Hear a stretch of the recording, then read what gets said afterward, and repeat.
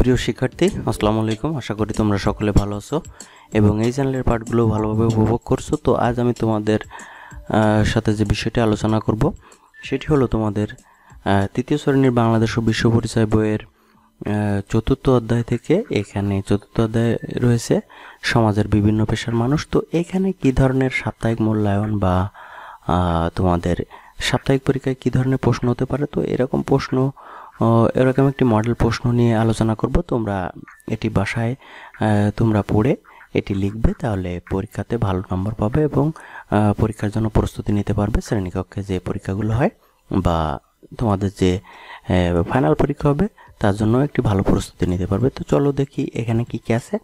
তো এখানে দেখো, এখানে যে প্রশ্নটি করেছে যে স্কুল, সেটা 15:30, সময় 1 ঘন্টা।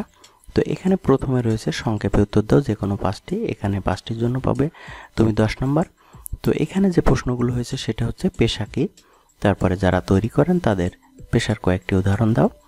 তারপরে রয়েছে গ্রামের মানুষের প্রধান পেশা কোনটি।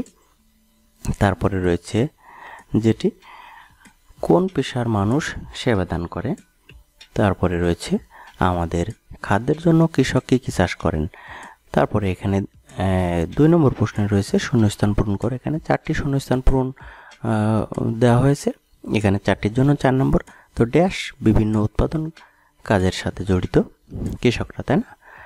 তারপরে বাংলাদেশের বেশিরভাগ মানুষ ড্যাশ বাস করে, গ্রামে বাস করে, তোমরা জানো।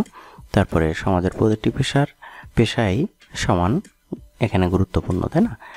নার্স ড্যাশ কাজে সাহায্য করে, তাই না। তারপরে রয়েছে বাম পাশের বাক্যাংশের সাথে ডান পাশের বাক্যাংশের মিল করো। এখানে 2টির জন্য পাবে তুমি 4 নাম্বার। তো বাংলাদেশের বেশিরভাগ মানুষ গ্রামে বাস করে, দেখো এখানে রয়েছে। তারপরে যানবাহন চালিয়ে চালক কি করে, যাতায়াতে সাহায্য করেন। এই ধরনের প্রশ্নগুলো রয়েছে। তারপরে 2 দাগে যে 2টি প্রশ্নের উত্তর দিতে হবে, 12 নম্বর পাবে এখানে তুমি।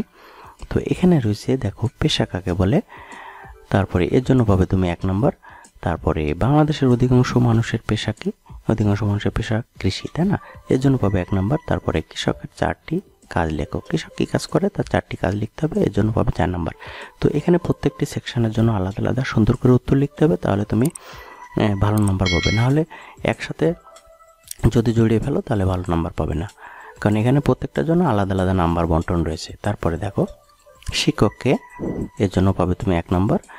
তারপরে শিক্ষক আমাদের জন্য কি করেন তা 3টি বাক্যে লেখো, এই 3টি বাক্য লিখলে তার জন্য পাবে তুমি 3 নম্বর। তারপরে শিক্ষকের প্রতি তোমার 2টি করণীয় লেখো, এর জন্য পাবে 2 নম্বর। এই মোট 6 নম্বর।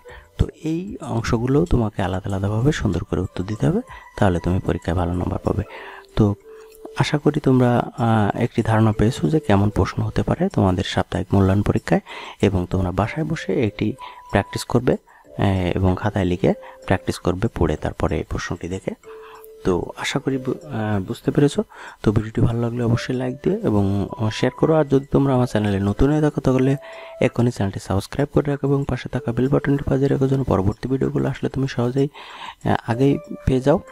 তো আজকের ভিডিওটি দেখার জন্য ধন্যবাদ জানাচ্ছি এবং পরবর্তী ভিডিও দেখার আমন্ত্রণ জানিয়ে আজকের মতো এখানে শেষ করছি। সকলে ভালো থেকো, সুস্থ থেকো, সকলকে ধন্যবাদ।